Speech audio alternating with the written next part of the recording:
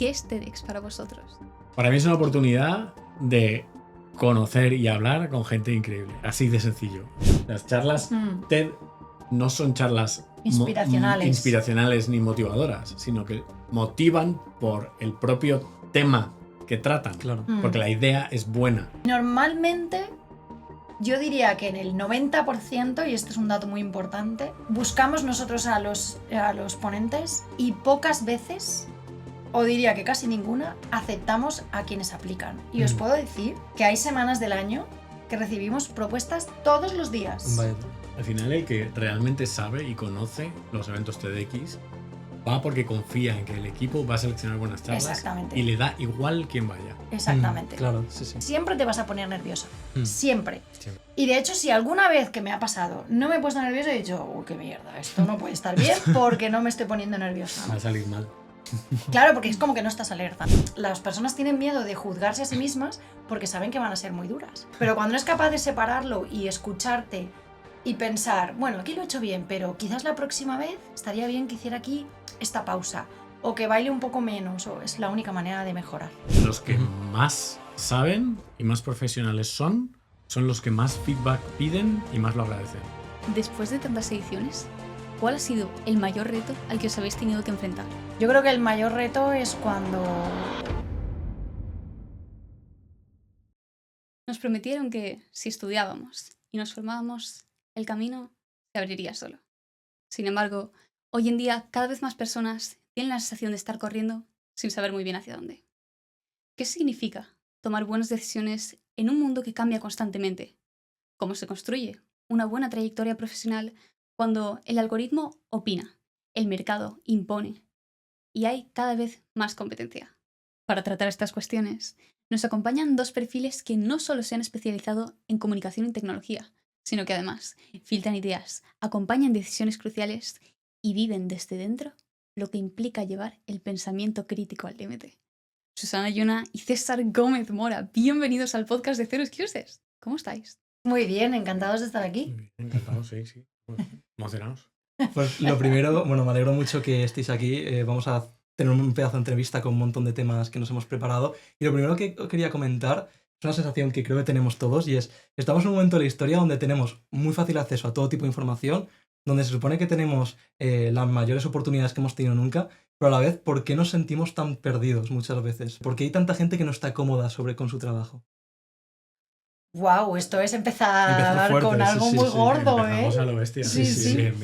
Y además yo creo que es como si nos hubierais hecho una investigación así muy profunda, porque yo particularmente estoy en un cambio, en un momento de cambio. Esto tú no lo sabes, te vas a enterar ahora. Bien. Exclusiva. Precisamente por eso, ¿no? Por el momento vital en el que has hecho muchas cosas, pero no acabas de estar, yo no acabo de estar cómoda con mi momento actual, ¿no? 10 años como freelance, siempre aprendiendo, siempre incorporando cosas nuevas, un culo inquieto de toda la vida, y ahora con un cambio porque voy buscando otras cosas, ¿no? Entonces, yo creo que podríamos hacer una distinción entre dos tipos de perfiles, quienes están perdidos porque a lo mejor están empapelados o totalmente cubiertos por un montón de estímulos, casi todos de ellos digitales, Claro. y luego ya las personas que pasamos los 50, como es mi caso, que ya solo atendemos a alguna serie de estímulos y sabemos mejor qué queremos y qué no queremos, y eso plantea un cambio de rumbo. Entonces el ruido, si tienes un buen filtro, no es tanto. Lo que pasa es que yo creo que también tiene que ver con la edad y con la experiencia y con las hostias que nos hemos pegado. Voy a decir tacos. Se puede, no te preocupes. No, hombre, si me dices que no se puede, me voy. Yo tengo otra perspectiva y es que creo que tanto a lo ancho como a lo profundo ahora hay muchas más opciones. Entonces, cuando digo a lo ancho me refiero a existen trabajos que antes no existían, tenemos muchas más opciones y si lo piensas bien, cuantas más opciones tienes, más difícil es elegir. Exacto. Eso sería lo ancho. Y a lo profundo, cada vez los nuevos puestos de trabajo salen antes. Como prompt engineer, claro, hace un año y medio era la bomba. Y ahora ya ni existe. Ahora te abres Prom Cowboy y le dices, dame un prompt así para esto. Sí, y chao. Claro, entonces, a lo profundo, por así decirlo, como que las carreras están menos definidas también. Y dices, no, me hago prompt engineer. Y de repente eso no era. Claro. O experto en blockchain, tampoco era. Entonces, claro, todo esta mezcla de opciones y de velocidad en la profundidad de las carreras, pues confunde a todo el mundo, ¿no? Antes eras ingeniero mecánico, te metías en la fábrica, y terminabas ingeniero mecánico. Pues tendría Y que ahora ver no. con lo que decía Bauman del mundo y la sociedad líquida, ¿no? Cada vez es más líquida y igual en vez de profundizar en el conocimiento, lo que tenemos que hacer es mejorar nuestras habilidades. Es más generalista en ese aspecto, saber un poco más de todo en ese... Yo creo que cultivar las habilidades. Tú puedes profundizar mucho en tu conocimiento y ahora hay muchas herramientas, pero realmente lo que te puede hacer, lo que puede ser detonante en la construcción de una carrera pueden ser las habilidades. Y, por ejemplo, saber manejarte con la inteligencia artificial hoy en día Hablaremos. puede ser una habilidad o una capacidad o una herramienta. Bueno, en fin. Justo he leído hace muy poco que en nuestra generación somos una generación puente. Totalmente. Porque somos una generación que no nació con las herramientas digitales, pero tuvo que aprender las herramientas digitales. Con lo cual tenemos los recursos del que no vivía en un mundo en el que lo tienes todo en el teléfono inmediatamente, sí, ya, pum, pero también la capacidad de aprender cosas nuevas, pues porque hemos tenido que aprender a manejar todo esto. Entonces, como que había un sector ahí entre una generación antes de los millennials y después de los otros. ¿Zetas? De los ¿Zetas? Sí. Zetas, ¿Los X? sí. ¿Somos las X? Nosotros somos X. Nosotros Casi Z, boomers, pero Vale, no pues somos ahí hay X. como un sector que ha vivido tal y que tiene como una especie, eso muy, muy especial, ¿no? Sí. Como ha vivido un momento especial que nos hemos desarrollado de otra manera. Totalmente. Pero bueno, cada generación tiene lo suyo. O sea, no... Ahora hablan de la generación, yo que trabajo en programación, de los programadores nativos con IA. Exacto. Claro. Luego hablaremos también de todo esto, de cómo está cambiando la tecnología y las herramientas que tenemos y sobre todo la IA, ¿no? Que dentro de un tiempo, a lo mejor con el tema de los agentes, casi todos los procesos internos de una empresa ya no los hace una persona. ¿Qué hace la persona? Eso lo miraremos luego porque nos interesa mucho conocer pues vuestra experiencia con esto. Muy bien, genial. Sin embargo, ahora queremos tratar un poco más vuestra trayectoria en profundidad. César, tú renunciaste al trabajo de tus sueños para irte a viajar por el mundo. Eso hace mucho ya, ¿eh? Pero es cierto. Cuéntanos, ¿cómo llegaste hasta ese punto y qué pasó por tu cabeza cuando tomaste esa decisión? Llega un momento en la carrera de uno que de repente piensas, ¿yo qué hago aquí? Porque ¿Cuántos años tenías? ¿Tú 35? ¿15? 35, 40, sí, 35. De 35 y 40 es cuando ya... Cuando tú empiezas tu carrera laboral, como que lo tienes medio claro, pero en realidad no sabes lo que viene. ¿No? Cuando empiezas a estudiar periodismo, ¿no? En tu caso, sí. Pues lo tienes medio claro, pero no sabes lo que viene. Ni idea, claro. Y ahora menos. Y ahora menos. Bueno, antes tampoco, ¿no? También depende mucho del mercado. Entonces te metes en el mercado laboral, empiezas a conocerte, empiezas a conocer, a tener experiencia y llega un momento que de repente dices, ¿y yo qué hago aquí? ¿No? O sea, te preguntas, ¿qué es la vida? Sí. Cosas. Y justo a mí me pilló en un momento de transición y pensé, ¿qué quiero de la vida? ¿No? O sea, justo hay un momento que no tenía hijos, que fue un momento muy de punto de inflexión y al final decidí...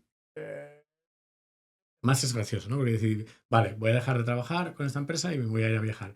Y justo cuando dejé de trabajar en esa empresa es como que queremos que te quedes, te vamos a ofrecer el puesto de CTO, tal. Y es gracioso, ¿no? Porque es como el que es lo típico que pasa en las relaciones, que cuando no quieres es cuando el otro quiere. Sí. Pues igual. Como, no, es que me voy a ir un año. ¿Y si cuando vuelvas dentro de un año te ofrecemos el mismo puesto? Y yo, es que no, porque me quiero ir a viajar y no sé si me voy a ir un año o 2, no lo sé. A dar la vuelta al mundo. Y ya, pero nosotros te esperamos y yo no me puedo estar creyendo que me estén diciendo. Entonces, fue un momento como que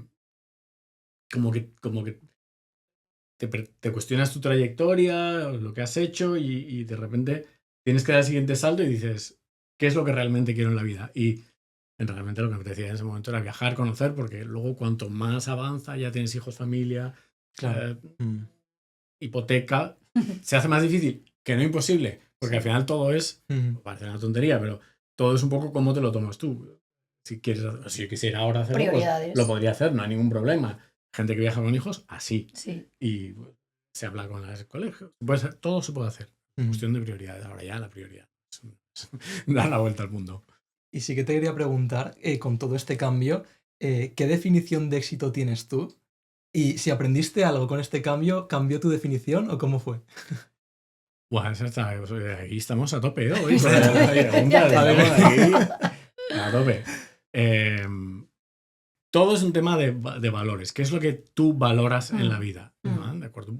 Valoras la familia, valoras ser parte de una comunidad, valoras aprender, valoras crecer, valoras tener impacto en el mundo. ¿Qué es lo que valoras? Hay muchos, esto no me lo he inventado yo, si buscáis valores, hay listas de 80, 50, 200 valores. ¿Qué es lo que tú valoras? ¿No? Entonces, el valor es un viaje, no es un destino. No es valoro tener una familia, cuando tengo una familia ya estoy. No, es cuando tú tienes que elegir entre algo que beneficie a tu familia y algo que no beneficie a tu familia, ¿qué es lo que haces? Bueno, pues si tu valor es la familia, eliges familia. Entonces, al final, el éxito yo creo que es conseguir vivir la vida de acuerdo con tus valores, los que ya vives de manera natural, que te salen solos, pero también los que te gustaría vivir, ¿no? Si tú dices, por ejemplo, quiero ser una persona que esté más presente en las conversaciones. Bueno, pues igual no te sale, pero si tú consigues de alguna manera modificar tu comportamiento en lo que yo llamo la pista de despegue para estar más presente en las conversaciones, entonces para mí eso sería el éxito, cuando consigues vivir de acuerdo y en paz con tus valores intrínsecos, pero también más analíticos, los que piensas. Me parece súper interesante la reflexión también porque lo que tú comentas, ¿no? Al estar sometido a tanto estímulo, uno de esos estímulos, sobre todo la gente joven, es las definiciones de éxito que hay por ahí, ¿no? Al final, pues, compararte con estudiantes o emprendedores que tú admires o con gente que a lo mejor no tiene por qué vivir o personificar los valores que tú quieres personificar, ¿no? Yo creo que tener esa introspección, hacer un poquito de reflexión y entender qué es lo que a ti te mueve, es que no hace falta, es que es lo que siempre comento, ¿qué es el éxito? Tener una familia, tener un negocio que llene a la gente, tener un coche caro, pues habrá que cada quien lo decida, ¿no? Y me parece muy interesante, ¿no, Marta? Efectivamente. Y tú por tu parte, Susana, pasaste de estar en el paro a convertirte en tu propia jefa. ¿Qué cambió dentro de ti? ¿Qué transición hubo para convertirte en esa persona? Bueno, realmente la historia tiene algunos matices más. Yo estuve trabajando como periodista bastantes años, que es mi formación y ha sido mi vocación, luego se diluyó un poco, más que nada porque trabajar en empresas donde el periodismo no tiene tanta presencia como el marketing y escribir esos mensajes para vender productos, que hay cierta batalla también. Yo estuve muchos años trabajando en el mundo de la comunicación como periodista, luego fui mamá y coincidió con la caída de todo el tejido audiovisual valenciano, cuando murió Canal No. Sí. Y bueno, pues yo ahí tuve una época en la que, eso fue 2010, la prehistoria, para muchos de los que nos están escuchando, yo creo que igual no habían ni nacido. Sí, 15 años, sí. 16 años. Sí, ¿no? Imagínate. Son del 2000. Imagínate. Bueno, pues ahí en esa época ya empezábamos a escuchar hablar sobre lo que era un community manager, lo que era el SEO. Empezaba a florecer todo esto, ¿no? Y bueno, pues empecé a moverme un poquito y salté de estar en el paro a empezar a trabajar en una agencia de comunicación digital, nativa digital. Yo entonces no sabía la importancia que luego iba a tener esa palabra en mi vida y empecé a formarme y a trabajar al mismo tiempo. Tenía experiencia en algunas áreas en las que esa agencia necesitaba trabajo con clientes, por ejemplo el tema de la salud. Y empecé en una agencia pues como community manager, acabé dirigiendo esa agencia, me fui y ya me monté por mi cuenta en 2015. Entonces he hecho todo el proceso de me echan, el sistema te echa porque ya no hay periodistas, ya no hay un sitio donde los periodistas pudiéramos trabajar. Trabajo para una empresa, aprendo, me voy, trabajo por mi cuenta y ahora empezaré una nueva etapa. Esa no la tenéis investigada porque no la he contado todavía. Claro. Correcto. ¿Te fue muy difícil hacer ese salto de empezar a trabajar por cuenta propia? Sí. A ver, en principio no fue tan difícil en el sentido de que yo dejé de trabajar por cuenta ajena y lo que pasa muchas veces es que según tu manera de trabajar, cuando tú comunicas a las personas con las que trabajas en la agencia, en este caso los clientes que te vas, muchos de ellos te dicen, oye, me voy contigo. Claro. Me gusta tu manera de trabajar y es una lección muy importante para muchas empresas que los clientes, las marcas, las compañías no trabajan con agencias, trabajan con personas. Entonces, si esa persona de confianza se va, muchas veces se quieren venir, ¿no? Entonces, empecé con un cliente, 2 clientes, hacía sobre todo consultoría de comunicación estratégica. Y entonces no empecé, digamos, sin red. Tenía algo Claro. ahí, ¿no? Pero era una cosa muy pequeñita.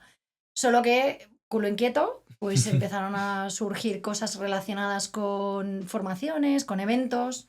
Mucho gracias a César, porque él es el que me ayudó un poco a poner el pie en el escenario y a intentar combatir el miedo escénico, que era terrorífico. O sea, yo me veo en las primeras intervenciones hace muchos años, 2015 la primera vez contigo, y digo, madre mía, qué horror. Pero eso me ayudó mucho a coger confianza y poco a poco ir abriendo un poco el foco de lo que hacía, ¿no? De hacer consultoría, presentar eventos, hacer formaciones. Sí, y eso es lo bonito que iba a comentar, que el verte hace tantos años y decir, ostras, he podido mejorar tanto y sobre todo gente como vosotros que habéis conseguido muchas cosas en vuestra carrera profesional, habéis empezado también y habéis tenido un primer momento. Claro, y ahí fíjate, yo creo que hay algo muy, muy crítico para poder mejorar y es que seas capaz de mirarte como si no fueras tú. Esto es un poco marciano, pero... Cuéntanos. Sí, cuando yo hacía alguna conferencia, de hecho, alguna he hecho en inglés, que además me preparó César, y me costó muchos años verme para poder mejorar, porque era como que mal lo he hecho, luego no estaba tan mal, ¿no? Entonces, hay algo que es muy importante, que mucha gente te dice, yo es que, nunca me escucho, nunca me veo. La mejor manera de mejorar en una presentación, en hablar en público, es verte a ti misma, pero intentar verte como si no fueras tú. Y hacerte un análisis como se lo harías a alguien que te dice, oye, ¿me puedes dar feedback de esto? ¿Qué te parece, no? Entonces, si César me lo pidiera, yo no le diría, qué inútil eres, te has equivocado aquí no sé qué, pero porque estás tonta, y así es como muchas veces nos hablamos. Entonces, las personas tienen miedo de juzgarse a sí mismas porque saben que van a ser muy duras. Pero si tú te juzgas como si no fueras tú, empiezas a ver cosas, ¿no? Y hubo un momento, un día, que me estoy viendo en un vídeo y le digo a mi marido, ven un momento. Y le digo, ¿has visto esta chica que bien lo hace? Y era yo. Fui capaz de separar, ¿no? Y cuando que alguien lo puede escuchar y puede pensar, oye, esta chica que se ha venido muy arriba, ¿no? Pero cuando eres capaz de separarlo y escucharte y pensar, bueno, aquí lo he hecho bien, pero quizás la próxima vez estaría bien que hiciera aquí esta pausa, o que baile un poco menos, o es la única manera de mejorar. Tengo una frase nueva que tú no has escuchado. Venga. Y es, todo es feedback. Me Todo gusta es mucho. feedback. Totalmente. Y es, Totalmente.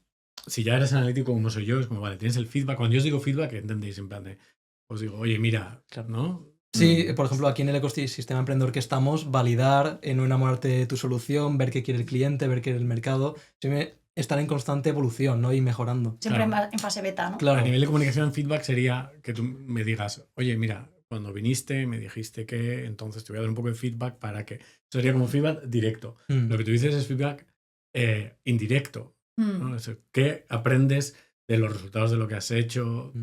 Y luego está el autofeedback, que es lo que está hablando Susana. Y si de repente lo piensas, todo es feedback. Yeah. Sí.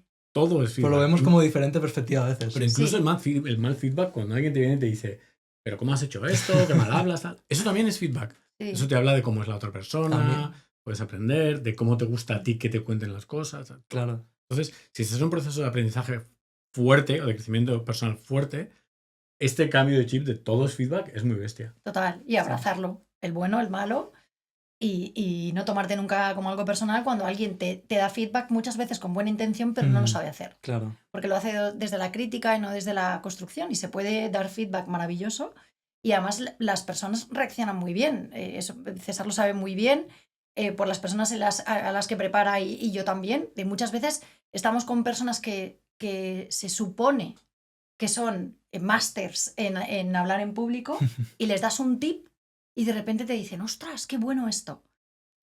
Porque lo abrazan, ¿no? Aunque sean personas súper experimentadas. Los que más saben y más profesionales son los que más feedback piden y más lo agradecen. Los peores, perdón, profesores de universidad, son los profesores de universidad.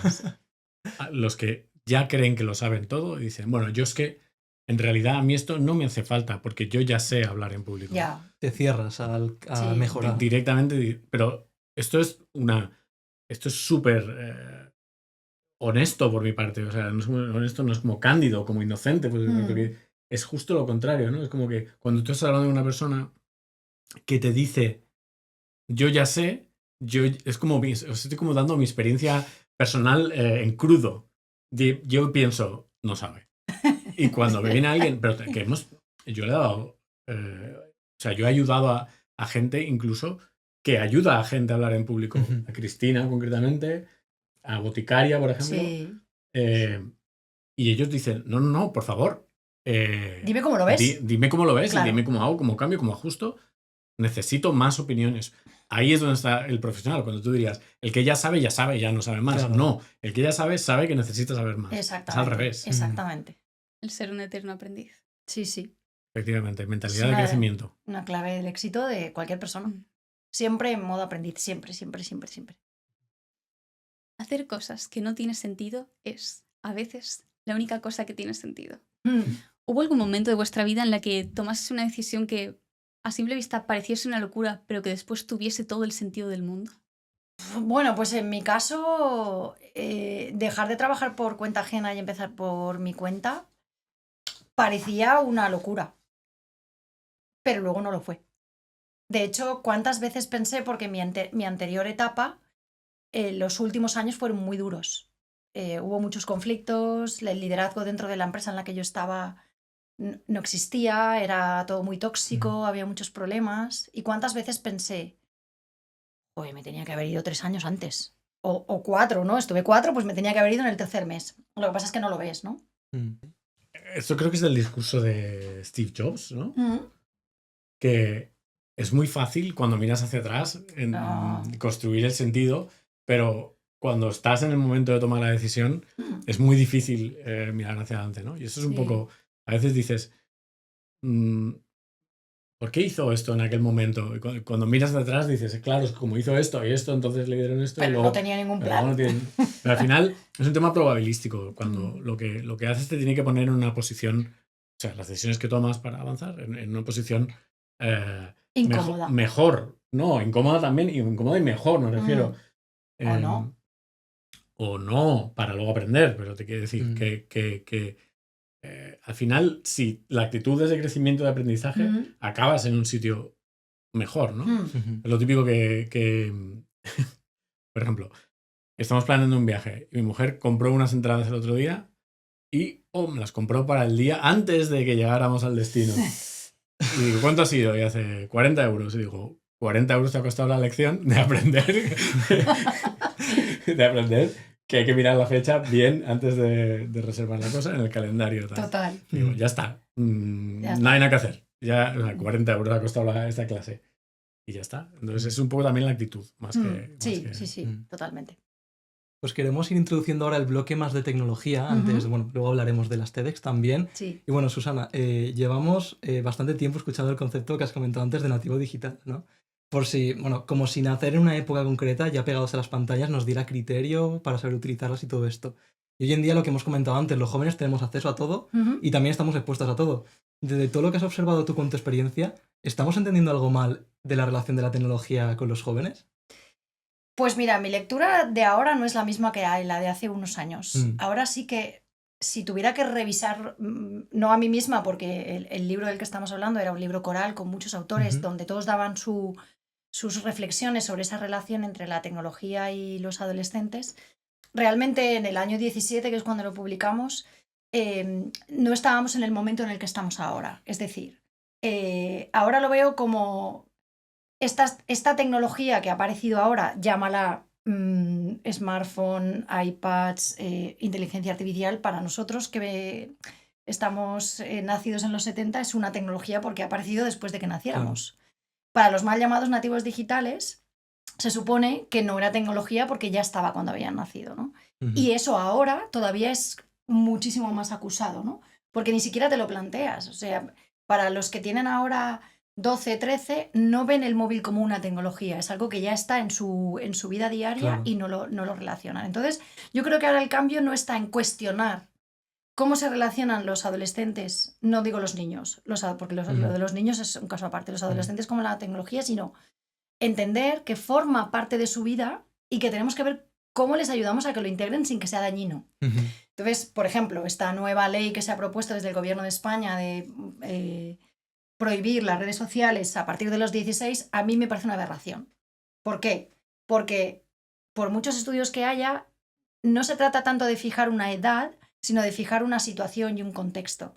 Tú puedes tener un niño de 16 años que tenga formado el cerebro, pero realmente se comporte como uno de 12, y puedes tener uno de 12 que realmente puedas acompañarlo para que pueda utilizar la tecnología y pueda alcanzar muchísimas más cosas de las que podría, ¿no? Entonces, ahora mismo estamos en un momento muy complicado porque se habla mucho del tema, porque se pone encima de la mesa la prohibición que entonces no estaba. Y yo creo que realmente lo que tenemos que hacer es entender cómo se relacionan, cómo forma parte de muchísimas ya generaciones, y acompañarles y ayudarles y no cuestionarles tanto. Claro. ¿Qué 3 pasos podrían seguir los padres para hacer que la relación de la tecnología con sus hijos fuese más de una ayuda y no de dependencia? Pues mira, lo primero sería formarse ellos y ellas. Esa es la parte fundamental. Una de las grandes cuestiones que ocurre con esto ahora y hace 10 años es que los padres tienen cierto rechazo a esas tecnologías a las que culpan de lo que les pasa a sus hijos y a sus hijas. Entonces, lo primero es el conocimiento. ¿Qué está pasando? ¿Qué tipo de dispositivos utilizan? ¿Qué redes utilizan? ¿Qué tipo de contenido están siguiendo? Porque si tú no eres consciente de lo que están haciendo, es muy difícil. Ese sería el primero. Después, yo creo que es muy interesante también que puedan compartir con sus hijos y con sus hijas inquietudes comunes, que sepan qué tipo de trends, qué tipo de cosas están pasando en su mundo. No ir contra el rechazo. Y luego, para los que son más pequeños, yo desde luego lo que les diría es, si sabes cómo funciona, sabes cuál es el acceso, dedica tiempo a sentarte con tus hijos, con tu hijo, con tu hija, y que te enseñe lo que hace, que podáis compartir y que puedas ver cómo hay un aprendizaje muy interesante que viene mediado por la tecnología. Yo tengo muchísimos casos cercanos y no tan cercanos de chavales y chavalas que tienen ahora 17, 18, 19, que son auténticos cracks porque se han apoyado en la tecnología. Exacto. Auténticos cracks en muchísimas... pero hay un denominador común. Y es que los padres, o el padre o la madre, o a veces los dos, han estado pegados, acompañando, explicando y limitando. Porque no es barra libre. Y porque ahí hay que quitar los móviles o intentar que no los utilicen cerca de la hora de dormir. O sea, hay una serie de recomendaciones que si tú lo balanceas y ves todo lo bueno que te puede traer, pero también sabes cuáles son los efectos negativos, realmente es un win-win. Exacto. Pero es mucho más fácil prohibir, no atender, no formarte, no saber, rechazar, les está jorobando la espalda, la vista, el criterio. No, hay muchísimo que se puede sacar, y ya lo sabéis, hay 1000 casos maravillosos de personas que están haciendo cosas muy chulas y que son muy jóvenes. Y muchos adultos que se han ido para allá por el móvil igual, quiero decir, por el móvil, por las redes sociales, y no son adolescentes, tienen 50 y 55 y scrolleando ahí todo el día. Totalmente. Claro. Bueno, ahora quería hacer una pregunta a César, porque bueno, has trabajado en tecnología mucho tiempo, sigues trabajando en tecnología en todo ese sector, también has trabajado en muchos equipos diferentes, pero bueno, ya que estamos en la UPV, aquí hay mucho ingeniero. Y ahora, bueno, tú acompañas a todo tipo de perfiles a que ellos comuniquen, a que mejoren su comunicación y tal. ¿Por qué nos cuesta tanto en general los ingenieros comunicar esas ideas de gran valor que tienen y ponerlas al público? ¿Qué has detectado tú que los perfiles técnicos tienen y por qué les cuesta tanto, o cómo les has ayudado para que expliquen las ideas mejor? Yo diría que no son solo los perfiles Bueno, técnicos. En general hay una falta, yo diría, desde antes de la universidad, de formación en comunicación. Y ya no estoy hablando de comunicación al hablar en público. Ahora que estoy metido en temas de gestión de ingeniería, en general, de cosas muy básicas, de organizar reuniones, de tener conversaciones difíciles. Incómodas. Incómodas. Decirle a alguien que no le vas a subir el sueldo. Decirle a alguien que no lo está haciendo bien. Esto es 1 a 1, pero ¿cómo trabajar en remoto haciendo porque es mucho más difícil en remoto. Cuanto más gente hay, se empiezan a apagar las cámaras. Todo esto, en general, y no solo los ingenieros, nos cuesta mucho. Mucho. Y por escrito, muy mal también. Yo es que tengo un problema, es que lo veo todo mal, porque como que estoy metido. Claro. Pues, Claro, tu papel es ese, dar feedback. Claro, pero entonces a mi equipo les doy mucha caña con el tema, pero fuera de otros equipos que no tengo palanca, pues me frustra mucho, ¿no? Y hay por ahí una cosa que me frustra personalmente muchísimo, que no lo habréis experimentado, que es cómo se habla en las empresas a nivel de gestión, ya de alta gestión. Es horrible. O sea, es de verdad horrible. No hay que alinear los KPIs porque los objetivos... Con los OKRs. Esto os lo prometo, esto es real, con los OKRs. Yo esto os lo prometo que es de verdad. Yo he llegado a coger párrafos enteros y decir, tradúcemelo para que lo entienda. O sea, está en inglés y dice, tradúcemelo al inglés. Claro, al inglés, claro. Y dice, creo que te están intentando decir que no sé qué, no sé más. Y ya lo entiendo, vale. Porque empiezan con palabras que no significan nada. Alinear. ¿Qué significa alinear? Son muchas veces cuando dicen, hay que mejorar la comunicación, ¿vale? ¿Qué exactamente la comunicación? Las interacciones que tenemos, la cantidad de interacciones de los departamentos, de las personas de un departamento, como demasiado ambiguo en ese caso. Y un caso real, a mí me dijeron, quiero que hagas un curso de comunicación efectiva. Y digo, ¿cuánto tiempo tenéis? Porque... o sea, ya solo con hablar en público puedo pasar unos cuantos días, pero si empezamos a hablar de todo lo que os he dicho, de cómo escribir emails, cómo tener reuniones efectivas, cómo conversaciones 1 a 1, cómo gestionar a tu jefe. Claro. Es un manage up. Cómo funcionas tú para facilitarle el trabajo a tu propio jefe. Todo ese tipo de cosas no se ven y las veo. Pero es que no se trabajan. No se trabajan. Ni se trabajan fuera, ni se trabajan dentro tampoco. Que luego llegas a profesional y de repente pues hay cursos de gestión de ingeniería aparte, fuera del sistema, para aprender a tener reuniones, a hacer one-on-ones, a escribir emails, a comunicar, a escribir correctamente, que se te entienda. Que luego hay mucho solapamiento entre, por ejemplo, hablar en público. Yo he hecho mucho puente de hablar en público a otros tipos de comunicación. Claro. Totalmente. Incluso lo que decías antes de dar feedback puede ser otro tipo de comunicación. Es totalmente otro feedback. Conozco empresas que tienen hasta protocolos para cómo dar el feedback y cómo hacerlo para que de verdad eso se traduzca en lo que quieren, ¿no? En esa expectativa que tienen de crecimiento. Que son demasiadas cosas, ¿no? Y luego hay muchas empresas que sí que tienen todos estos protocolos y todos estos manuales, pero están en los cajones. Exacto. Entonces, luego en la práctica tampoco llega. Y esto en las grandes empresas, yo doy formación sobre todo a grandes empresas y es muy típico. Sabe la teoría, ahora hay manuales de todo, hay políticas de uso de IA en todas partes, pero luego hay alguien que te dice, no, si yo uso ChatGPT, ya, en la política de IA de tu empresa dice que solo puedes utilizar Copilot y la versión dentro del entorno de Microsoft tal, securiza. Da igual, pero yo. Entonces hay mucho manual, hay mucho PowerPoint, pero realmente luego la gente hace lo que le da la gana. Luego os lo preguntaremos en el contexto de las TEDx, pero ya que lo habéis mencionado, ¿podéis decir un error que hayáis detectado mucho cada uno? ¿O el que más os ha llamado la atención que tiene la gente, las empresas, a la hora de comunicar? Bueno, yo creo que para mí el error más grande es la confusión que existe en las empresas entre la comunicación síncrona y la síncrona. Este es el gran error y la mayoría de las empresas funcionarían, empresas pequeñas y grandes, si entendieran que hay una serie de herramientas que tú puedes utilizar de manera síncrona y que la comunicación dentro de una empresa, la comunicación interna, debería ser siempre asíncrona y en ocasiones en tiempo real. Y esto es, si lo pensáis, es justo al revés. Normalmente se utiliza todo en síncrono, todo en tiempo real, todo es el meeting, contéstame ahora. Y ese espacio mucho más reflexivo al que nos invita la comunicación asíncrona se da muy poco. El trabajo en remoto debería ser asíncrono. Las grandes empresas que están distribuidas por todo el mundo trabajan en asíncrono, solo por los usos horarios diferentes. Y no pasa absolutamente nada. Entonces, para mí es el gran error. Hay una camiseta de eso, ¿no? ¿Sí? Sí, se pone, esta reunión tenía que haber sido un email.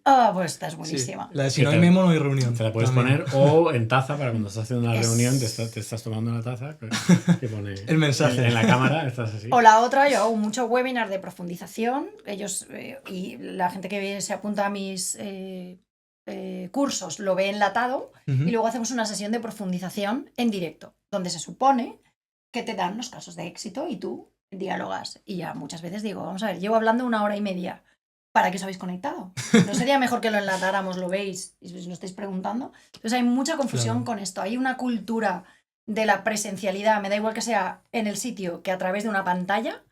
Y esto, además, luego llega Teams, donde Teams o cualquier sistema de mensajería, que lo hemos sustituido por la presencialidad, donde las grandes empresas obligan a sus empleados a que estén conectados. Slack, por ejemplo, que utilizan todas las empresas. Eso quiere decir Eso sí que es asíncrono. que está todo el rato entrando en tu bandeja de correo de Teams y estás como una cinta transportadora sacando mensajes en tiempo real que no deberían ser en tiempo real y no se prima la comunicación asíncrona. Es un drama. Y cuanto más grande la empresa, más grande el problema. ¿Y en tu caso, cuál dirías? Yo tengo, o sea, podemos ir a hacer un podcast si queréis. Claro, solo de errores. Solo de errores. Pero solo Solo vale de uno. esto. Solo vale Uno uno. que te gustaría Vale. destacar. Uno que me gustaría destacar es que acabe una reunión y no haya acciones claras con nombres. Mira, entonces, tú estás en la reunión y dices, habría que editar este podcast. Entonces todo el mundo hace, Entonces, claro, sí, se asiente. no pasa, ¿verdad? Nadie dice nada, porque claro, si lo dices te lo llevas tú. No queda claro ni quién lo va a hacer, ni cuándo lo tiene que hacer. Se acaba la reunión, hemos perdido 1 hora Claro, ¿para qué hemos hecho y la no ha reunión? pasado nada. Entonces a mí eso me toca la fibra mucho y entonces yo sé que acaba la reunión y digo, ¿tenemos alguna acción clara? ¿Algún Los accionables. siguiente paso? ¿Cuál es el siguiente paso? ¿Qué hay que hacer? ¿Quién tiene que hacerlo? ¿Cuándo tiene que hacerlo? Todo el mundo dice, este hombre es muy cuadrado. Yo ya es muy cuadrado, pero si no, se va a acabar la reunión y vamos a quedarnos igual que estábamos antes. Claro. O esto es como cuando alguien en las reuniones que hacemos de TEDx tiene una idea maravillosa y hay una frase de César buenísima que es, muy buena idea, ¿la vas a ejecutar tú? ¿Te vas a ocupar tú? ¿Cómo la vas a...? Porque claro, ¿Cuándo empiezas? todo el mundo puede aportar ideas. Dar ideas es gratis. Pero ¿quién la va a llevar adelante? ¿Esto cómo se va a formalizar? ¿Cuál va a ser el equipo? ¿Cuáles van a ser los tiempos? Tal cual. Esto es como lo de las startups, ¿no? Tengo una idea, pero no te la voy a contar porque me la copias. Es como que me da igual, porque lo importante es cómo te la copias Claro. y cómo ejecutas. El valor no está en la idea. El valor no está en la Nunca. idea. Entonces esto es un poco lo mismo. Esa frase, por cierto, es de David Pla, Es verdad, que lo contamos que es de hace aquí un de par de la UPV. años. Sí. Sí. el licenciatario original de TX Valencia, que es de la UPV. Y ahora Alcoy. Y él Claro, hace las charlas de ahí. TX el COI. Cambiando ahora de tema, Susana, estamos entrando en una época en la que la IA ya no solo automatiza procesos, sino que también está empezando a tomar decisiones. ¿Tú qué habilidades blandas consideras que son indispensables y que van a marcar la diferencia en los próximos años? Pues mira, yo creo que hay dos. Una es la capacidad de síntesis. La IA se va a convertir y se está convirtiendo ya en una commodity. Cualquier persona le podemos preguntar a la IA y ya nos va a dar una respuesta. Y la capacidad de síntesis que tú apliques en esa respuesta y tu aportación humana va a ser una habilidad fundamental. Y la segunda tiene que ver con el pensamiento crítico, que ya es algo que venimos arrastrando de anteriores etapas digitales y es fundamental que podamos aplicar ese pensamiento crítico. Yo a muchos de mis alumnos les intento bajar un poco el hype, sobre todo con las IAs generativas, diciéndole, ponte delante de ChatGPT o de Gemini o de Claude, ponte a mirarlo a ver qué pasa. No pasa nada. Evidentemente tienes que darle un pie para que haga algo, ¿no? Y deberías hacer lo mismo con la respuesta que te da. Con esa respuesta que te da, tú tienes que aplicar tu criterio y tu capacidad de síntesis para aportar a esa respuesta, cual sea el formato, tu experiencia, tu criterio, tu visión. Hace 1 año y medio me acuerdo que hice una formación para la Unión de Periodistas aquí en Valencia y tenía como 25 o 30 periodistas, entre ellos muchos de los directores de los medios valencianos. Y tenían mucha duda con respecto a esa pieza que terminaban para publicarla en su periódico, realmente de quién era, ¿no? Y además fue un caso muy curioso porque cuando empezó la formación estaban como en el lado del rechazo de esto me va a sustituir, yo no quiero para nada que escriba, pero al terminar, ir avanzando y ir probando las herramientas, recuerdo que hubo un momento que uno de los periodistas estaba todo el rato escribiendo, ¿no? Y ya termina, se queda así. Y le digo, ¿qué te pasa? Y me dice, pues que me acaba de salir una pieza cojonuda y no sé qué hacer. Y entonces yo le dije, vamos a ver, la idea, el enfoque, la fuente, ¿de dónde ha salido todo esto? Es todo mío. Digo, vale. Entonces, si tú eres coautor, si quieres, en la ejecución, pero el input que tú le has tenido que dar y la revisión que tú vas a dar es lo que realmente hace que ese resultado sea un resultado aumentado, mucho mejor de seguro que más rápido de lo que tú hubieras hecho, ¿no? Pero sin ese criterio, esa capacidad de síntesis y ese pensamiento crítico, probablemente como la respuesta que te da la IA generativa es más probable que precisa, sea una patata si no intervienes, ¿no? Entonces, esas dos capacidades de síntesis y pensamiento crítico para mí son fundamentales. Y esto también para los dos, esta pregunta. Hemos hablado antes de agentes, que poco a poco están sustituyendo muchos procesos dentro de las empresas. Llegará un punto donde casi todo sea agentificado, o no creo que nos quede tanto. ¿En cuál será el papel de los equipos en las empresas cuando llegue ese momento? ¿O si creéis que va a llegar? Yo tengo mi respuesta, pero si quieres empezar tú. Sí, yo creo que estamos ahora en un momento de hype extremo del tema de los agentes. Total. Os voy a dar un ejemplo específico. Yo estoy utilizando un agente para entrenar ciclismo de carretera y trail running. Entonces le he subido todos mis parámetros del Strava y todo. No, más. Todo, mi programa de entrenamiento, edad, peso, todo, nutrición, todo. Objetivos, carreras, fechas, todo. Entonces, le he dado las habilidades para que cuando yo te suba una actividad de Strava, quiero que me digas qué tal lo he hecho. Cuando yo te suba mis datos matinales de electrocardiograma, que se puede hacer, quiero que me digas si estoy listo o no para entrenar, etcétera, etcétera. ¿Vale? Y tiene mi programa de entrenamiento completo hasta verano. Y entonces dirás, ¡buah! Alucinante. Bueno, pues hoy, o sea, dices, no me lo creo. Pues hoy justo entro y le digo, le subo el electrocardiograma y dice, pues para ser lunes no está mal, porque ayer hiciste yo, es martes. ¿Qué dices? Y dice, bueno, pues para la carrera que tienes este domingo, y yo, no, eso fue la semana pasada. Entonces, y estamos hablando, no si alguien está pensando, bueno, es que utilizarías un modelo que no, estaba utilizando el Opus 4.6 extendido. El de Anthropic. O sea, el de Anthropic, ahora mismo es Frontier, lo sacaron hace 2 semanas. Y tú dirás, no puede ser, se confunden las fechas. Se confunden las fechas y se confunden las semanas. O sea, no, todavía no estamos ahí. No, que va. Entonces, los equipos todavía tienen mucho que decir. Al final, vamos a pasarnos a equipos de supervisores y evaluadores. Es decir, exacto. Tú tienes esas herramientas y tienes que, 1, orquestarlas y 2, evaluar lo que están haciendo o descartarlo. Claro. Quizá el rol va a ser más ese que la propia ejecución, ¿puede ser? Totalmente. Va a haber grandes supervisors que van a tener que, pues eso, validar lo que se está haciendo. Ahora en lo mío, que es el del developer, se cuestiona mucho el rol de lo que llaman el mid-career developer. Es decir, si tú acabas de empezar, eres nativo de programar con IA. Si eres senior, has adquirido muchas habilidades a lo largo de que todavía te sirven para hacer palanca. Claro. Pero cuando estás a medio gas, ni has aprendido suficiente, ni eres nativo. Entonces tienes que como que retroceder y perder valor. Entonces hay un poco de, claro, de esa ejecución ¿es importante o no es importante ya? Yo creo que tanto en el uso de la IA generativa como en el uso de los agentes hay algo que no se está teniendo en cuenta y que es lo que está aumentando este hype y tiene que ver con el esfuerzo y tiempo que tienes que dedicarle para conseguir un buen resultado. Es decir, César y yo, que la utilizamos en nuestro día a día, muchas veces con el resultado que nos da con un 70 ya vamos bien. ¿Por qué? Porque conseguimos hacer nuestro trabajo mucho más rápido y con una calidad. Vale.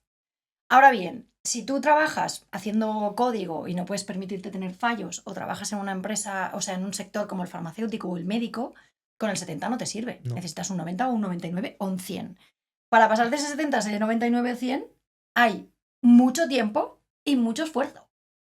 Y mucho fallo y mucha prueba. Exacto. Y mucho fallo. Entonces, ahí es donde el hype empieza a caer, hay como una súper decepción porque esto no funciona, esto no va.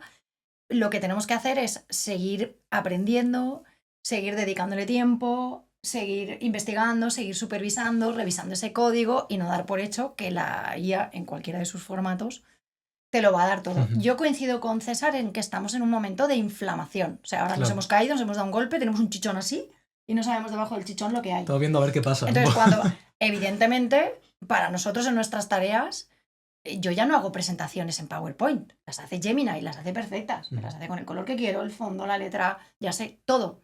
Entonces, hay muchos de nuestros procesos que ya no los hacemos. Y antes invertías 4 horas y ahora inviertes 40 minutos en hacer un buen guión y 5 minutos en retocar, un ejemplo, ¿no? Pero, evidentemente, el punto de partida que es hacer ese guión perfecto, primero que lo tienes que hacer tú si quieres que suene a ti, y que te lo tienes que currar, ¿sabes? Entonces, ahora estamos en un momento de superinflamación en todos los sentidos, muchas empresas gastando dinero, implementando soluciones que no sirven, mucha decepción y poco sentido común, en realidad. Por otra parte, César, hoy en día parece que si no te expones, no existes.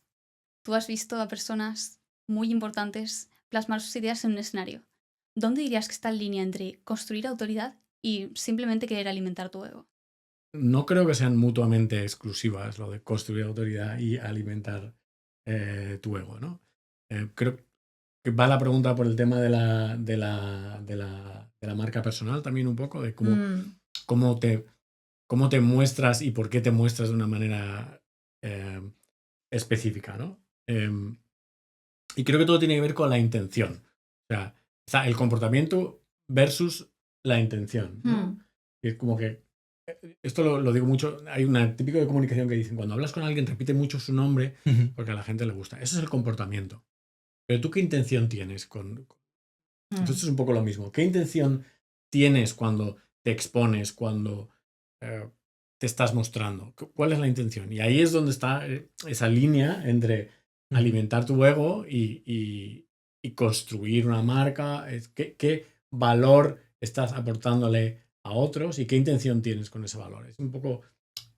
Y cómo está alineado con tus valores personales. Un poco No puedo estar más de acuerdo. De hecho, yo llevo mucho tiempo sin publicar en mis redes porque pienso, ¿y esto para qué? ¿Y esto a quién le interesa? Entonces, mucha gente me lo pregunta. Y hace mucho tiempo que no publicas nada, porque creo que lo que tengo que decir ahora no tiene ningún valor. Entonces, como no tiene valor, yo me pregunto a mí misma, ¿esto que estás publicando tú lo leerías? Y digo, ¿a quién le importa esto?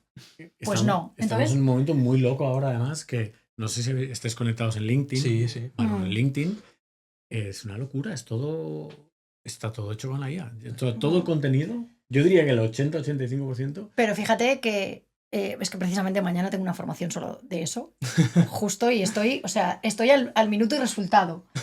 Precisamente el algoritmo está penalizando todo lo que esté, que huela a IA, y todo lo que tú publiques, lo que hace el nuevo es, publica, se va a tu perfil, lee tu acerca de, y si tú has publicado sobre no sé qué deporte y tú eres de triatlón y ciclismo y no sé qué, y dice, este tío no, esto es un momento puntual y no está construyendo autoridad, está aprovechando un filón. Entonces lo que hace es, te quita la visibilidad. Entonces sí que es verdad que ahora hay basura que te mueres y por eso LinkedIn lo que valora, fíjate, hoy en día se puede tener más alcance con un comentario que te sale de aquí, en una publicación de alguien, que con un... Pues encantada de participar en la mesa redonda. Hoy he tenido la oportunidad de ir a... Sí. A mí me pasó una cosa muy loca el otro día y es que seguía un perfil de un entrenador en Instagram y me escribió automáticamente, hombre, y yo... Pero porque estaba automatizado, ¿no? Y como no le estaba respondiendo, me volvió, pero por mi nombre. Sí. Y le puse, ¿eres una automatización? Y me dijo, no, a veces responde alguien que me ayuda, pero normalmente soy yo. Entonces empezó a... Pero me daba mucha coba y mucho emoji, mucho tal. Y yo... Chatbot seguro. Esto huele a chatbot. Pero que igual él interviene de vez en cuando. Pero... Claro, sí. Y entonces le pregunté a la IA, ¿cómo puedo hacer para identificar? Y me dio varias técnicas y una de ellas era responder con un punto. Y si tú respondes con un punto, una persona normal dice, se ha equivocado. Pero el chatbot te va a responder. Claro.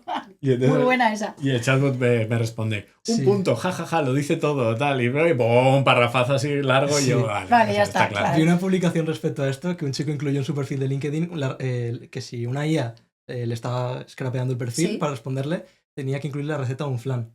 Entonces le escribían un montón de gente por privado y le ponían la receta del flan. Qué buena esa. Exacto. Le tenía como un system prompt de lo del flan y era increíble. Claro, otra cosa que me decían es, pídele que te hable en latín. Ostras. Entonces, claro, ¿te importaría hablarme en latín a partir de ahora? Entonces, si te empiezas a responder en latín... Yo creo que una parte buena del momento en el que estamos es que estamos desarrollando, de hecho, a final del 25, una de las tendencias de las que se hablaba mucho con respecto a en qué vamos a estar pendientes en 2026 tenía que ver con que iba a haber mucho contenido generado por IA, ¿no? Y que íbamos a estar viendo que había slop. Exacto, el AI slop, Sí. que se dice, ¿no? Entonces yo creo que tiene como dos versiones, ¿no? Que haya tanto ruido hace que los perfiles que construyen sobre algo real tengan más visibilidad Ujú. y que sean todavía más auténticos y más consistentes. Yo creo que eso Sí.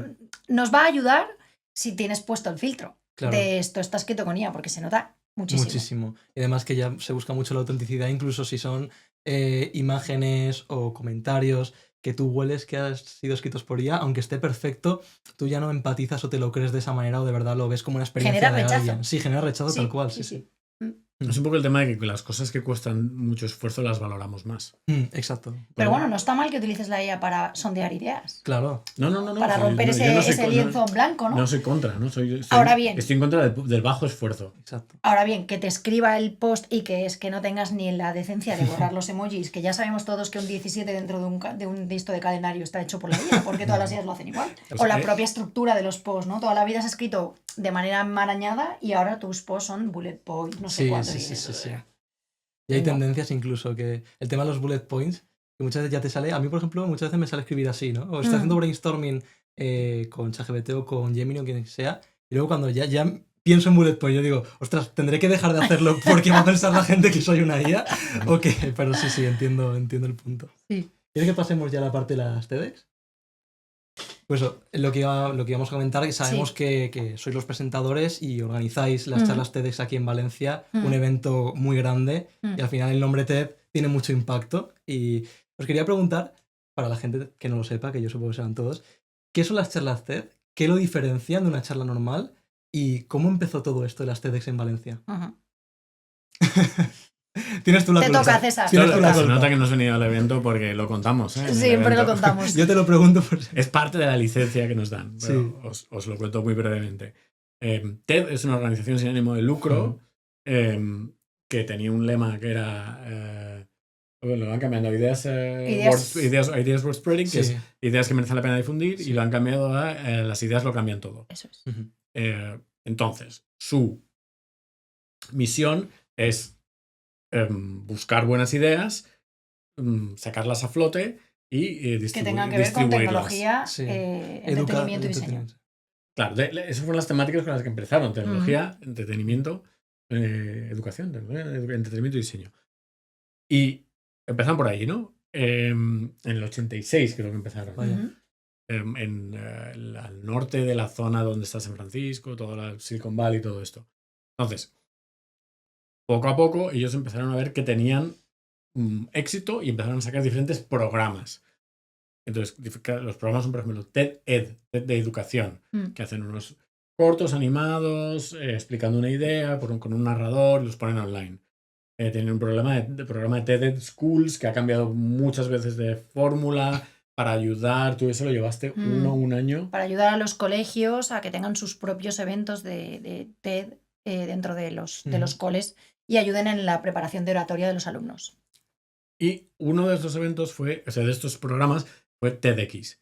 Entonces, TEDx es un programa, yo imagino que se plantearon, la gente en TED piensa de manera muy diferente.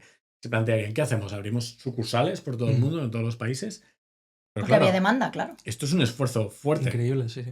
Entonces dijeron, vamos a darle la vuelta a esto. Lo que vamos a hacer es crear una licencia gratuita para que personas e organizaciones independientes organicen eventos estilo TEDx bajo el paraguas de nuestra marca con nuestras normas para activar su comunidad y conseguir lo que quieren conseguir, que es un poco lo de la misión-visión, difundir ideas que merecen la pena en aquel día, en aquella época.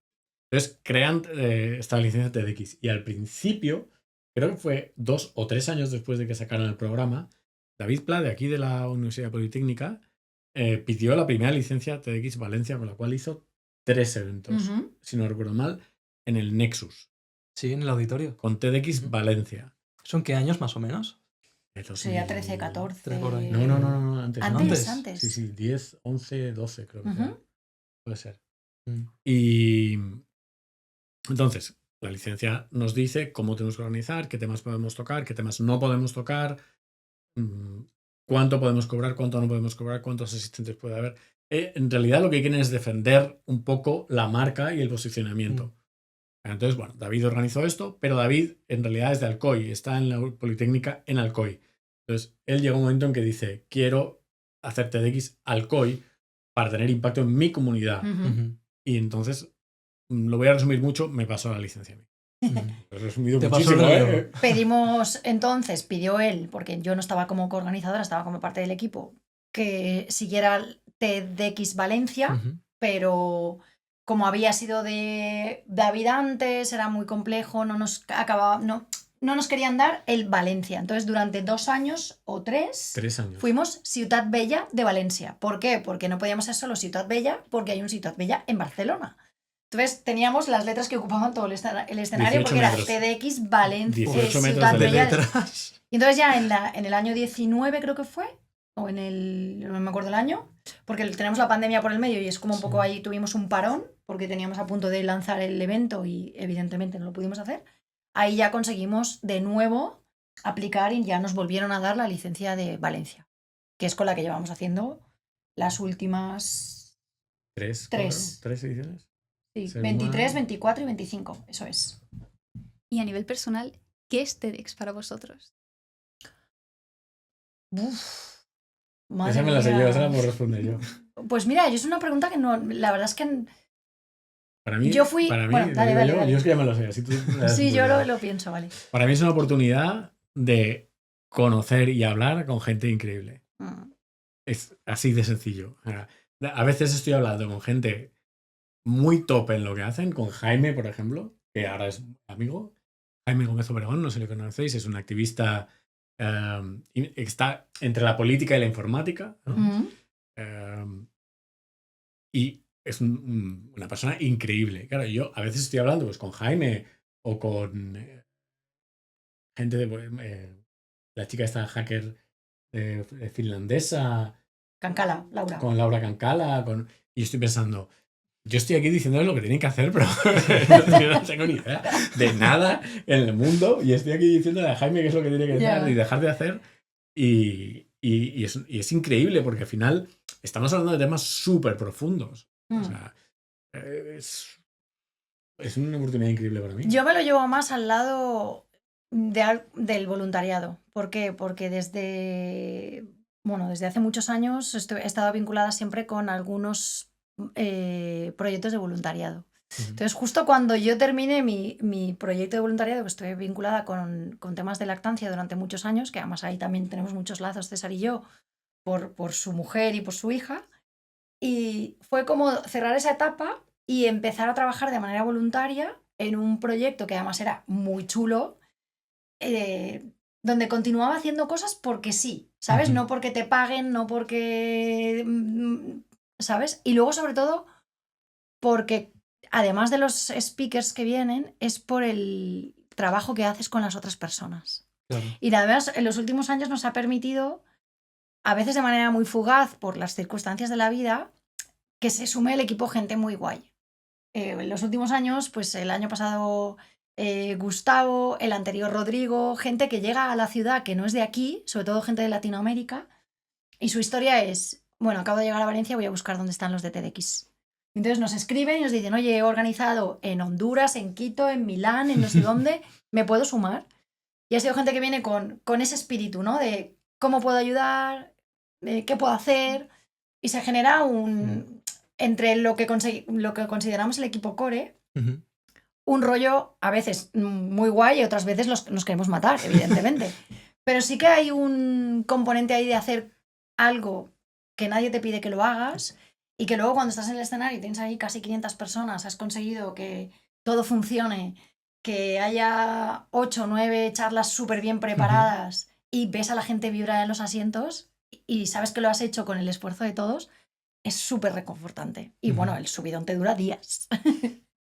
Sí. Eso. De hecho, siempre decimos, vamos a hacer el de 2026, cuando terminamos, porque estamos ahí con todo el mogollón, pero realmente es complejo, es duro, es pero vale la pena. Os queríamos comentar que, bueno, por el podcast hemos podido entrevistar a diferentes perfiles que han hecho charlas TED, por ejemplo, a David Juárez en Alcoy, también de esta edición a Ángela Pérez y a Fernando de la Rosa, que han hecho charla en las últimas TEDx, y todos nos han destacado lo complejo o lo difícil que es también el proceso desde que se elige la idea hasta que pisas el escenario. ¿Nos podéis contar un poco cómo funciona todo esto y cómo se prepara un ponente su charla?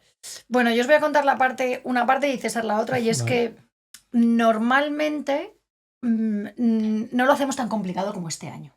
Es decir, no hay un tema, pero sí hay un hilo conductor que nos ayuda sobre todo a contar una historia para poder vender entradas y que la gente venga, porque como sabéis es un evento que no tenemos patrocinadores, salvo Oceanographic, que está siempre, que es nuestra casa, y algunos otros patrocinadores, pero al final el patrocinador es el que paga la entrada, ¿no? Al final el que realmente sabe y conoce los eventos TEDx va porque confía en que el equipo va a seleccionar buenas charlas y le da igual quién vaya. Exactamente. Claro, sí, sí. Pero este año queríamos que el propio título de la charla hiciera un match perfecto con la temática o con el hilo conductor, porque no era una temática, ¿no? Y era oxímoron. Entonces este año ha sido particularmente difícil porque muchas veces el concepto es muy abierto, ¿no? Ser humano, verdad, origen, intangible, ahí cabe todo. No hace falta que lo justifiques. Pero en este caso sí que queríamos, y fue un empeño de Dulce Iborra, que lleva la parte de comunicación, y mío, y César decía, madre mía, qué jardín, que la propia charla, ya desde el título, planteara un oxímoron, ¿no? Eso lo he hecho muy complicado. Yo recuerdo una conversación con Boticaria García que me dijo, tía, esto no puede ser tan difícil. Buscarle un título a la charla no puede ser tan difícil. Entonces este año ha sido particularmente difícil por eso, más todo lo que os contará César de cómo se prepara un ponente. Pero tú puedes contar la parte de selección. Susana, por cierto, ha vivido las dos partes. Ella también ha hecho charla TEDx. De cómo los buscamos, ¿Os podemos contar la parte? ¿Nos interesa la parte de la selección también o la preparación? A ver, la preparación. Nos interesa todo. Todo, ok. Cuenta tú la parte de selección un poco, de cómo encontramos y luego ya si quieres enlazo yo con preparación. Bueno, pues ahí lo que tenemos es como los radares puestos, ¿no? Y cuando tú ya sabes qué tipo de personas o de ideas encajan en unas charlas TEDx, pues como que los vas picoteando, ¿no? Entonces, vas en el coche y escuchas una entrevista de alguien. Esto a mí me pasa muchas veces, porque voy con el modo, ¿no? Y te cuenta algo y enseguida escribo en el chat, ostras, acabo de escuchar una tía que ha hecho una entrevista y me parece que es brutal. Hay que traerla. Así, por ejemplo, descubrimos a Soraya. ¿Es Soraya? Sí, Soraya Nárez, que habla de todo el tema de los testigos de Jehová, ¿no? Pues la escuchamos en un podcast y dijimos, tiene que venir a contarlo. Entonces vamos como picoteando, buscando, a veces es la idea y que nos sale menos veces. Hay una idea que nos gustaría explorar sobre, por ejemplo, cómo impacta los mensajes de belleza en las niñas adolescentes, ¿no? Es una idea que siempre tenemos ahí en la cabeza, pero no encontramos a la persona. Pero a veces sí tenemos a la persona que tiene la idea, le escribimos, le contamos, que no quiera cobrar porque nosotros no pagamos, nosotros TEDx Valencia, sino no se paga dentro del movimiento a ninguno de los ponentes. Es una de las normas que nos pone TEDx, que no podemos ni cobrar ni pagar. Este año va a ser más fácil porque volvemos a un hilo conductor muy genérico, pero ya hemos fichado gente, ya le hemos dicho, oye, mira, seguramente será en octubre, nos gustaría que vinieras a contar esto, porque si lo hemos escuchado en la radio o ha sacado un libro, César muchas veces dice, mira, ha salido este libro que plantea este tema, me parece muy chulo. Y de ahí les contactamos y ya nos los traemos. De las redes también encontramos mucha gente. Y normalmente, yo diría que en el 90%, y este es un dato muy importante, buscamos nosotros a los ponentes y pocas veces, o diría que casi ninguna, aceptamos a quienes aplican. Y os puedo decir que hay semanas del año que recibimos propuestas todos los días. Váyatela. Claro. Hoy hemos recibido y ayer también. Ahora está la cosa como un poco más baja, pero hay semanas que... creo que hemos cogido la de Pepe. La de Pepe. Y todas las demás las hemos buscado nosotros. Imaginad la cantidad de propuestas no interesantes que nos llegan. Vaya. Incluso teniendo dentro de la propia web unos criterios muy claros sobre qué es y qué no es. Hay una confusión muy grande sobre... Este año nos hemos dado un tiro en el pie. Y es que las charlas TED no son charlas inspiracionales ni motivadoras, sino que motivan por el propio tema que tratan, Claro. porque la idea es buena. O sea, son más charlas de buenas ideas que de motivación. Claro, speeches motivacionales y tal. Claro, pero hay esa confusión. Y entonces mucha gente Propone charlas propone inspiracionales. charlas inspiracionales y os vais a reír, pero justo ayer estábamos hablando de un vídeo que hay de TEDx Río de la Plata Y dice eso, y precisamente. dice, si vas a proponer una charla Si contando una puedes. historia personal, que la moraleja de la historia no sea si quieres puedes. Nos plantamos con una lista de muchos nombres y estamos hablando de la idea central. Entonces lo primero que hacemos es entrevistarles, una entrevista muy corta para o proponerles nosotros la idea de la que creemos que tienen que hablar o para que ellos nos Desarrollen la que creemos desarrollen la que creemos que tienen y Ujú. encontrar una primera idea. Esto es cuando tenemos ya una lista larga, pero no definitiva. Entonces entrevistamos a todos y de entre todos esos seleccionamos unos cuantos. A veces descartamos ideas buenas porque no hay un equilibrio entre en los 10, 8, 9, 10 que seleccionamos. Y buscamos muchos equilibrios. Buscamos equilibrios temáticos, por ejemplo. A veces hay años que hemos pecado de hacer muchas charlas de salud, por ejemplo. O de tecnología o de ciencia. Buscamos equilibrio de temáticas, buscamos equilibrio de género, buscamos equilibrio de tonos. Hay charlas más emocionales, menos emocionales. Hay charlas más divertidas, menos divertidas.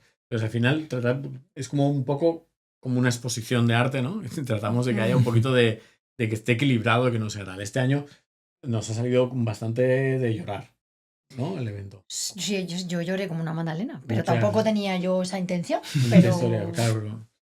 Mucha historia personal. Entonces, Sí. nos plantamos, imagínate, ya con 10. Entonces, tardamos más o menos 3 meses y hacemos una primera sesión que le llamamos la primera sesión, yo llamo el borrador de mierda, ¿vale?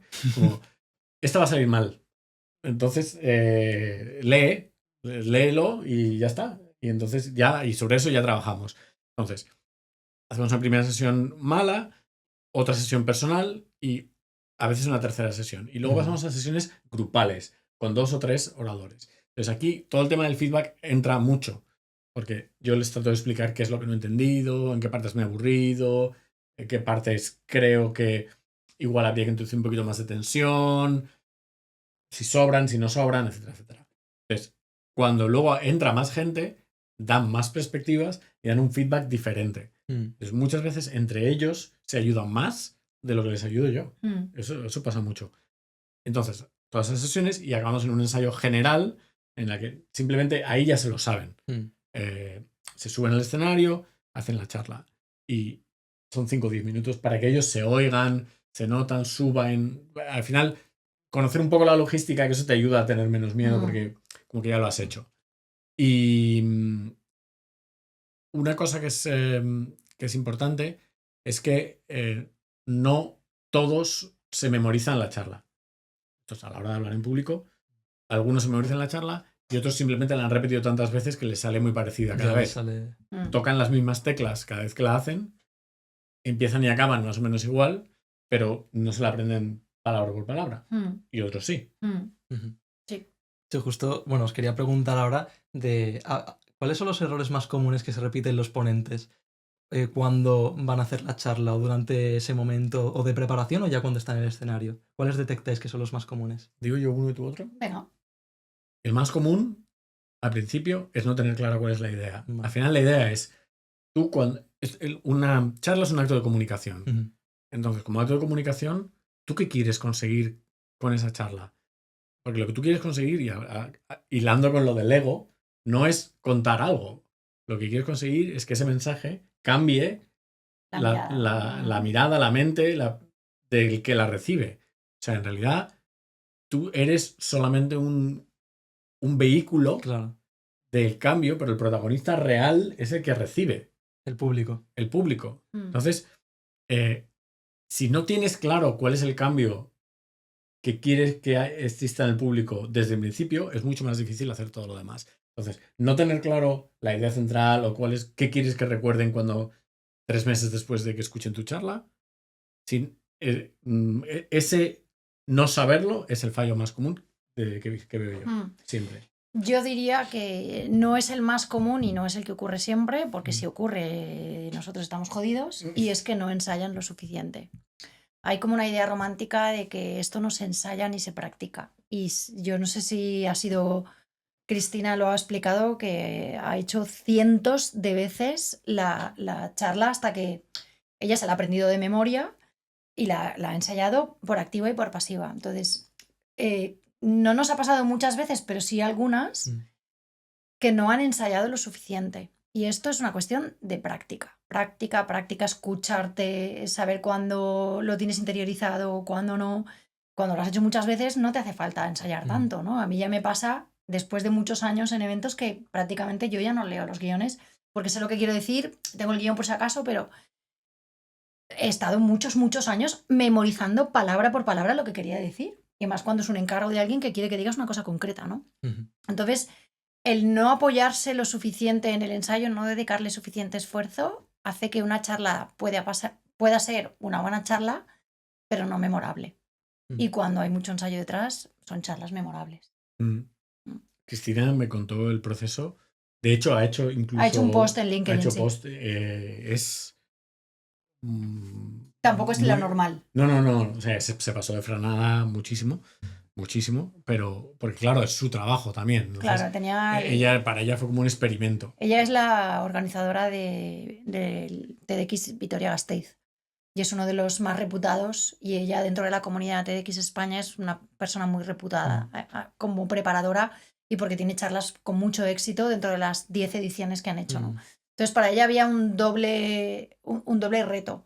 Por un lado, contar una historia muy personal y explicar algo muy difícil de explicar, que es un duelo que no existe, porque su charla va sobre el duelo de alguien que muere, pero ella realmente casi no lo conoce como para tener un duelo como el que todo el mundo entiende, ¿no? Que se te muera alguien que tú conoces.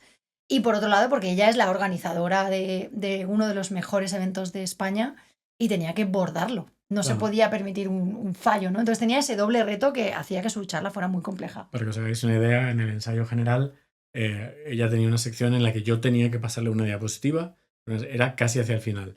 Entonces ella empezó, hizo sus 5 minutos, y cuando hizo sus 5 minutos le dije, vale, pasa la parte que tal. Hizo, pues si fuese iba a decir una cinta, pues fue un videocassette. Hizo ahí, en su cabeza, pasó la charla hacia adelante a 50x y de repente hizo. Y siguió. Y yo, no puede ser. O sea, ha tardado 4 segundos en su cabeza pasar toda la charla, pero 10 minutos de charla y hacer ¡pam! Y empezó, le pasé la diapo y dije, vale, ya está. Y yo, ostras, o sea, imagínate cómo te lo tienes que conocer. Nivel de preparación. Uno de los ellos me dijo que hacía los párrafos al revés. Al revés, imagínate. Ostras. En lugar de hacerlo al derecho, los párrafos al revés. Un poco loco. Y después de tantas ediciones, ¿cuál ha sido el mayor reto al que os habéis tenido que enfrentar? O algo que no haya salido como vosotros esperabais.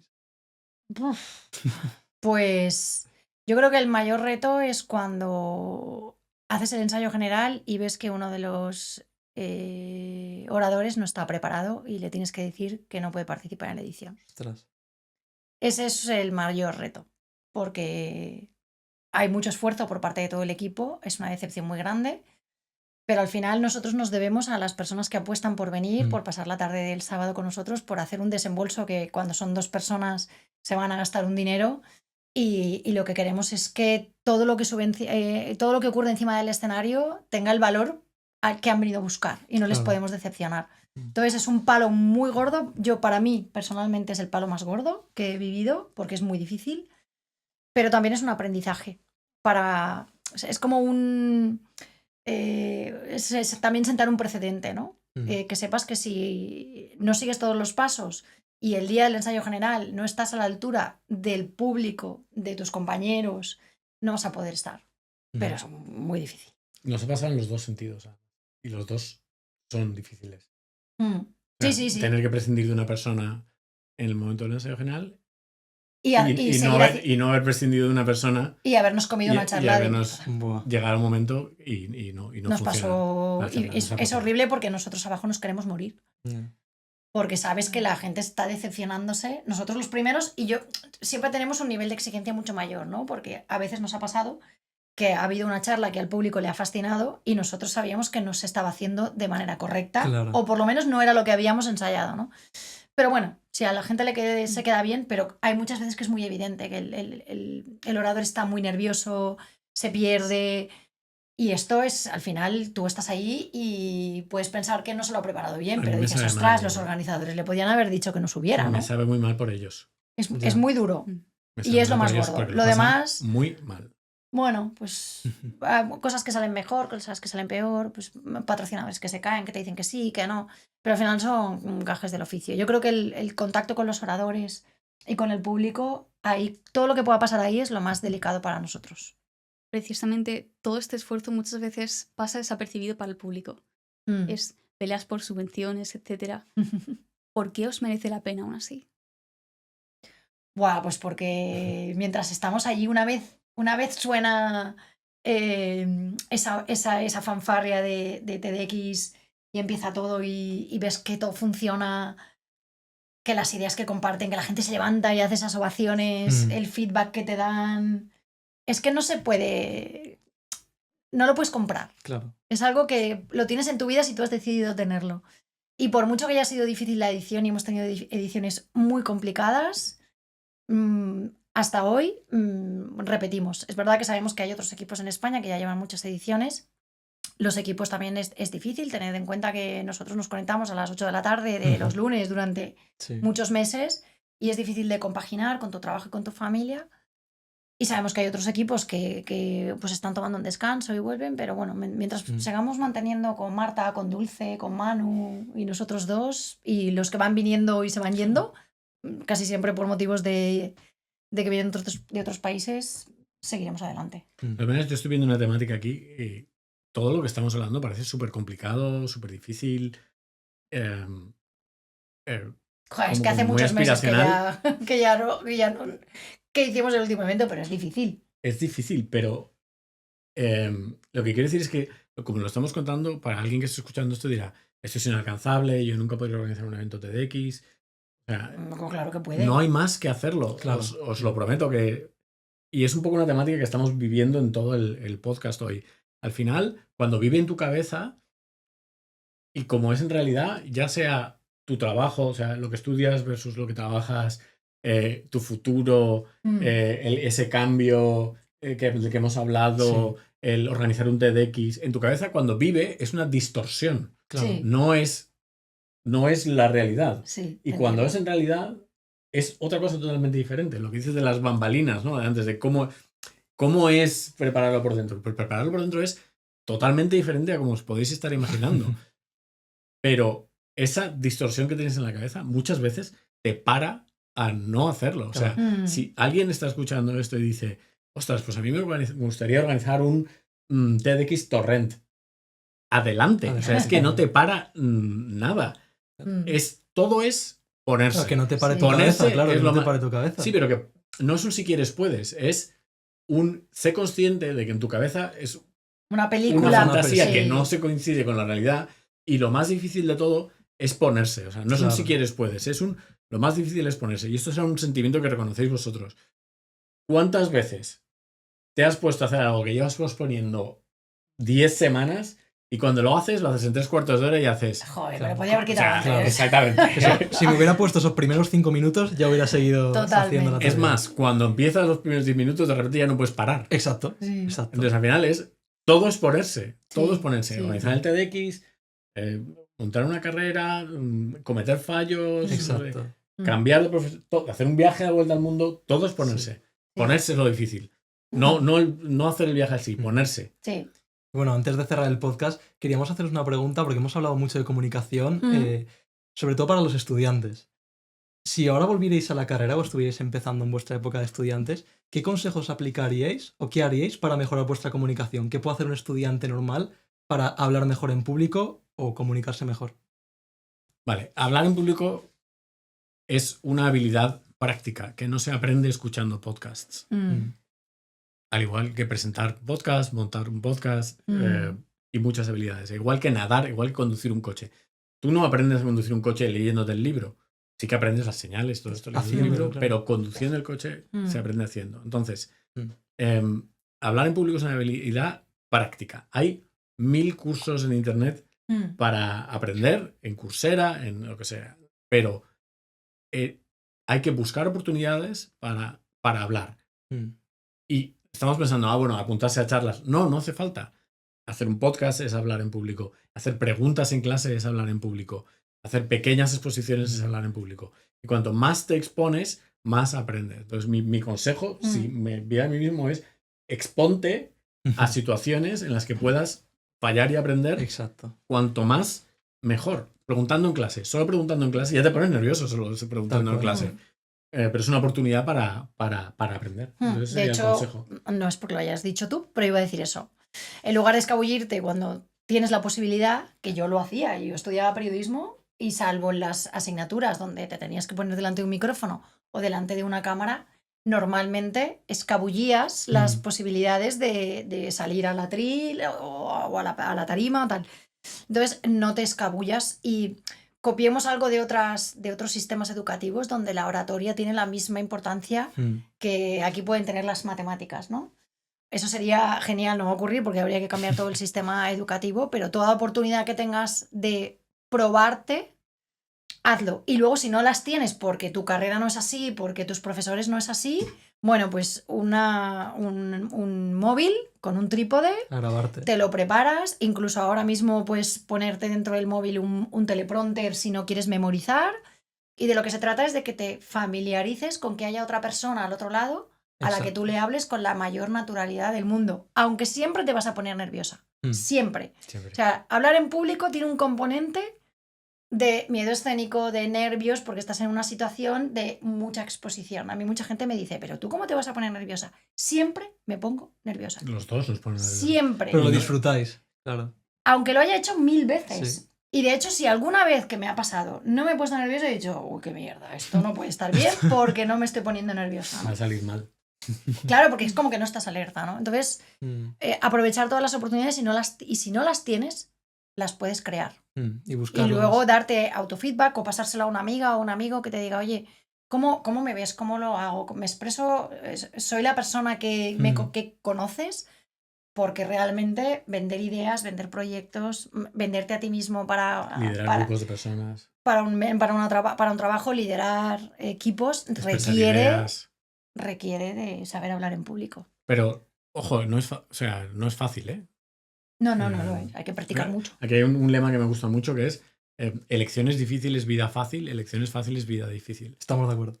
Entonces, si tú, ante la elección de hablo o no hablo en público, hago la pregunta en clase, no la hago, practicar, es un dolor.